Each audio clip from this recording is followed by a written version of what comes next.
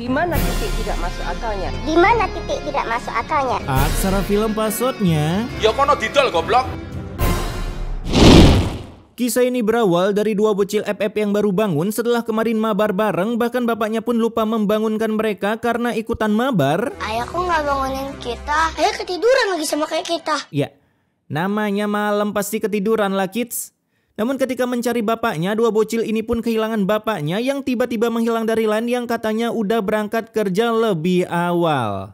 Tapi setelah beberapa hari kemudian, rupanya bapak mereka udah menghilang dari LAN secara permanen, kemungkinan dibenat oleh Monton akibat berkata kasar. Ayah beberapa hari ini udah nggak pulang ke rumah. Lah, terus dia makan apa cuy? Di sana bisa-bisanya si kids ini diancam akan di-kick dari kontrakan jika tak bayar biaya kontrakannya. Sehingga mendengar itu Raka dan adiknya bernama Dela langsung mencari kerjaan mencoba menjadi penjoki motor racing ini. Tapi sayangnya tak dikasih karena kaki Raka masih di bawah rata-rata. Alhasil mereka pun pergi ke lampu merah buat ngemis sekalian mencari info keberadaan bapaknya yang membGGST-kan itu. Kak, itu ayah kak. Itulah kenapa gue bilang bapak BGGST. Anak masih kecil dia malah sibuk nyari janda anjing. Sayangnya saat disamperin bapak mereka malah pura-pura tak kenal anaknya akibat ada ayangnya di dalam mobil. Kamu kenal mas? Yang mana mungkin aku kenal mereka lah. Yang ujung-ujungnya dua bocil kesayangan Garena ini pun ditinggalkan begitu saja. Buset, gelap. Lagian kan mas ini juga masih single, jadi nggak mungkin lah mas punya anak ya kan? Lah, dikira punya anak cuman bisa dilakukan oleh orang yang udah nikah kali ya? Mikir. Nah, sepulangnya mereka, si bapak pemilik kontrakan pun tanpa kasihan mengekik mereka dari sana, meskipun tanpa dikata-katain goblok seperti halnya si Babang Agus, G-nya apa teman-teman?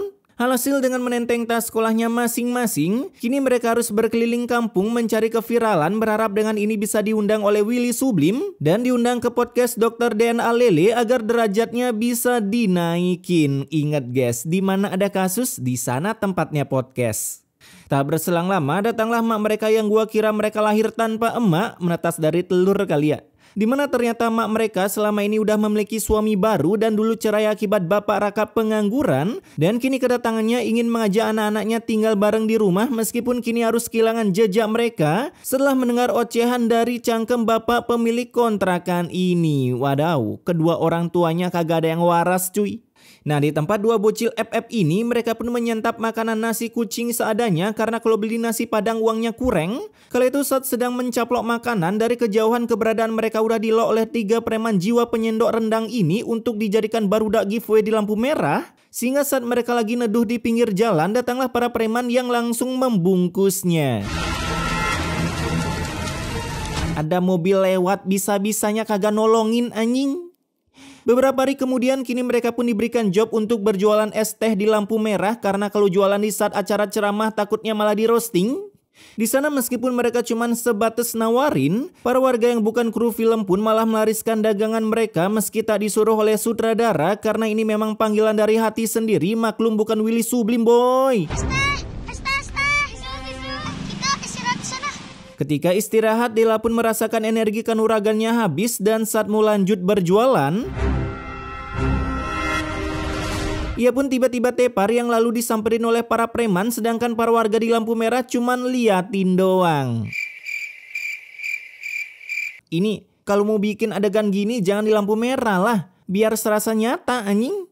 Nah, karena sutradaranya gabut, beliau pun meloncat ke 10 tahun kemudian, di mana Raka udah tumbuh besar dan masih berjualan es teh di lampu merah bersama dengan para pedagang yang lainnya. Buset, betah banget Raka dijadiin budak preman. Es teh manisnya. Ya, minuman, maaf, isi. Selesainya jualan, es tehnya pun udah ludes sebagian dan lagi-lagi datanglah ketua preman panggil aja Gus Samsul yang kedatangannya untuk meminta hasil jualannya yang berhasil ditemukan di dalam sepatu Raka. Ayo buka.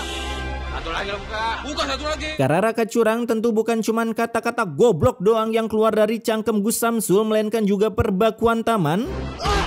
Stop. Yang lalu menyuruh Raka lanjut berjualan dengan kata-kata handalannya yaitu jualah goblok. Meskipun sebagian uangnya berhasil disembunyikan di tempat lain oleh Raka. Mainanlah pakai beli nasi padang. Sepulangnya dari berjualan, widih, Dela udah glowing cuy. Mereka pun kini tinggal di rumah bekas peninggalan kerajaan Sriwijaya FC yang meskipun kecil tapi setidaknya mereka udah tak satu atap dengan Gus Samsul. Di sana meskipun jarak umurnya tak jauh beda, si Raka pun bisa menjelma menjadi orang tua seperti contohnya ketika ia mengecek rapot adiknya. Anjing, ngecit matematika 9,7. Ia pun begitu bangga memiliki adik yang sangat jago matematika yang konon bisa mengalahkan kepintaran Jeremy Pauline soal adu rumus 1+1. Pantesan aja pakai kacamata. Penikmat belajar. Mau sampai kapan sih kita hidup kayak gini? Ya, kalau hidup ada pilihan, semua orang juga nggak mau hidup miskin, kids. Di malam harinya, mereka pun selalu berdoa agar bisa mendapatkan info loker yang lebih layak untuk Raka agar bisa resign berjualan es teh manis yang level ancaman pengrostingannya bisa bikin sakit hati terkena kertas abal-abal. Namun rupanya selain mencari info loker, Raka juga berusaha menemukan keberadaan orang tuanya yang udah meninggalkan mereka 10 tahun lamanya. Buset, udah jadi fosil kali itu bang, karena kebanyakan dosa. Di mana malam itu juga sampingan Raka bekerja sebagai tukang cuci mobil dan malahan tak sengaja ketemu dengan suami baru emak Raka meskipun ingatan Raka sedikit samar-samar, tapi sayangnya Raka tak sempat menghentikan mobil bapak tirinya akibat bapak tirinya begitu budak. Pak, tunggu Pak. Masa iya orang teriak gitu kagak kedengeran? Seberapa kedap suara siapansa? Nah, keesokan harinya saat kerja jualan es teh yang tentunya bukan di tempat ceramah, datanglah pasukan saya Satpol yang membumianguskan keberadaan pedagang kaki lima sehingga Raka harus kabur dari sana dan dengan GG gamingnya, aduh. Kabur sih kabur bang, tapi jangan kabur ke ruangan rapat juga anjing. Di sana rupanya si Raka malah datang ke sebuah seminar bisnis bagaimana cara membangun usaha dengan modal 0 rupiah dan baru mendengar testimoninya bisa membeli Pajero. Raka seketika berminat mendengarkan ceramah dari seminar ini tanpa menenteng dagangan es tehnya, takut malah dikatain goblok oleh orang pintar. Anjas, seminar macam apa kayak gini cuy, kayak lagi antri naruh lamaran kerja. Nah, selesainya seminar itu, rupanya pemilik kantor ini adalah emak Raka yang lagi-lagi gagal bertemu dengan Raka meskipun udah curiga ketika melihat bentukan Raka yang ternyata kagak ada di daftar peserta seminar. Alah, kebiasaan sinetron. Itu yang barusan siapa tadi ya? Saya juga kurang tahu, Bu. Malam harinya baru pulang berjualan, si Raka diberikan surprise berupa uang oleh Dela, dimana dengan uang tersebut besoknya si Raka udah bisa melunasi utang ke Gus Samsul yang dulu pernah membawa Dela ke rumah sakit. Tapi sayangnya ketika udah dibayar, keluarlah kata-kata dari congor si Samsul ini kalau utang Raka belum lunas karena selama ini ia cuma membayar bunga-bunganya doang. Buset, 10 tahun ngutang sampai sekarang belum lunas anjing. Di sana Raka yang kesal mencoba membuka open war. Meskipun harus kalah karena kalah jumlah, lagian open war langsung di markas preman, barbar bener. Keesokan harinya karena kemarin kalah baku hantam membuat Raka seketika panas dingin jadinya nggak bisa jualan es teh rasa roastingan Gus G-nya apa teman-teman. Nah, saat lagi panas dingin dari luar terdengarlah bacotan para preman yang kedatangannya bukan untuk klarifikasi minta maaf setelah mengedik Raka kemarin sore, melainkan untuk menantang baku hantam part 2-nya, tapi ketika melihat bentukan adik Raka, uhuy. Jiwa-jiwa pedofilnya pun muncul. Buset, ini kagak sadar diri anjing. Yang dimana Gus Samsul mengancam jika tak bisa bayar utang maka adik Raka akan tinggal di rumah Gus Samsul untuk selamanya. Waduh. Ini yang baju putih bang, serius dah, lu gak cocok jadi preman cuy. Nah, malam harinya Raka pun memikirkan segala cara agar adiknya tak sold out dari hidupnya. Dan ketika melihat brosur bekas seminar, kini muncullah sebuah ide untuk meracik sebuah teh anti roastingan, ya dijual lah goblok. Yang setelah jadi, minuman itu pun diberi topping kambing yang pada zaman modern disebutnya dengan topping boba. Di hari itu juga si Raka membeli gelas plastik untuk mengeksekusi minuman tersebut agar bisa dijual. Dan tara, minuman anti roastingan pun tercipta karena jika siapapun yang mengerostingnya, minuman itu bisa dilempar ke congor kang roasting karena kebetulan setiap bobanya udah disuntikan sebuah kerikil oleh Raka. Setelah ramuannya jadi, kini dengan bermodalkan gerobak bekas pengantar jenazah yang kena azab ke pemakaman, Raka pun berangkat. Gua akan nikahin adek lu Jasmine.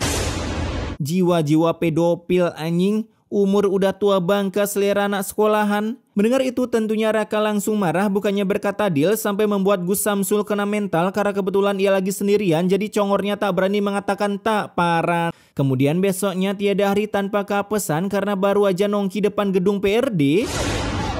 Ini ada apaan ya? Terjadilah aksi tawuran antar dua kubu yang udah biasa terjadi di Wakanda, bahkan katanya akan dijadikan sebuah tradisi tawuran sebelum dinikahi oleh Samsul. Tapi aduh, Asal ada kakak, aku tuh baik-baik aja. elunya yang aman, abang lu yang kena gedik Samsul. Alhasil karena nggak mau kabur, mereka pun berusaha membetulkan gerobaknya sampai pada akhirnya 2 hari kemudian mereka pun bisa berjualan kembali yang ujung-ujungnya kembali mendapatkan diskriminasi dari pedagang kaki lima. Iya bang, saya baru di sini. Lo nggak boleh jualan di sini, karena sini sudah penuh. Jas, gini baru penjual bukannya takut bersaing? Gimana rasa boba yang disuntikan kerikil? Kata temannya rasanya seperti air adukan semen karena ada rasa-rasa crunchy-nya. Sehingga pulangnya Raka kembali mengtester bobanya yang katanya sangat keras dan ya rasanya pun melebihi kekerasan batu kerikil. Maka dari itu Raka berniat datang ke tempat seminarnya agar bisa membuat boba yang lebih sempurna dan besoknya buset dah. Ini babang dapat pakaian dari mana? Coba itu sepatu pantopel. Katanya orang miskin anjing kan emaknya wadaw tumbuh kembangnya ngestak segitu doang anjing. 10 tahun kagak menua efek kebanyakan minuman boba kali ya. Di zaman ini belum ditemukannya HP apa gimana ya? Masa nyatet pakai kertas sampai rumah aja lupa? Nah setelah berhasil mendapatkan ilmunya, malam harinya si Raka langsung mempraktekannya dengan membuat 3 buah minuman dengan rasa yang berbeda. Mulai dari rasa ocehan tetangga sampai rasa ketawa lepas pun ada. Seperti itu contohnya, ngakak banget ya bang. Dan ketika dicicipi oleh ayang gua, rasanya pun seperti rasa cintaku padamu yang katanya udah sangat pas jika dijual ke para warga yang haus akan cinta kasih dan juga cinta sayang. Anjas, ngomong apa gua? Namun bukannya mengusir bapaknya yang dulu sangat membegigestekan, melainkan Raka malah mengundang bapaknya ke dalam rumahnya dan makan di meja makan bersama mereka. Buset dah, ini orang kayak baru mengenal nasi. Nah di tengah pencaplokan makanan itu tiba-tiba saja Bapak Raka full mengerosting keberhasilan anaknya yang ujung-ujungnya pasti meminta suntikan dana. Ayah pinjam uangnya Rom. Ayah nggak punya uang.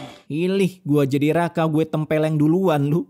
Tapi dengan gendengnya si Raka malah memberikan uangnya hitung-hitung sebagai balas. Tak berselang lama datanglah buff dari sutradara yang tiba-tiba Raka menang undian Chiki Komo dan berhasil memenangkan uang untuk modal usahanya. Kami akan memberikan modal usaha untuk Mas Romi. Rezeki nomplok guys, gawainya korupsi cuy. Selama ini Raka kesusahan kagak dibantu-bantu. Di sana mereka juga diberikan surprise tentang bapak begundalnya yang udah kena azab karena kakinya terkena jamshot oleh pak polisi akibat melawan saat ingin ditangkap. Sehingga mendengar itu Raka gas OTW rumah sakit untuk mengerosting bapaknya. Loh, kok masih hidup? Begitulah kata Raka. Si bapak pun auto kena mental dan memilih untuk wasted mengembuskan kentut terakhirnya melalui kantong kemih. Nah beberapa abad pun berlalu, kini akhirnya Raka udah bisa membuka toko offline tanpa perlu berkeliling dunia lagi. Karena jika kalian mengetik di Google Maps Bubble Tea Jasmine dan muncul, kemungkinan besar itu adalah milik Raka. Tamat? Oke, pesan immortality-nya di sini, buat anak dinafkahin blok bukan ditinggalin. Lu kira kami benih jagung didatangin pas sudah besar doang sat?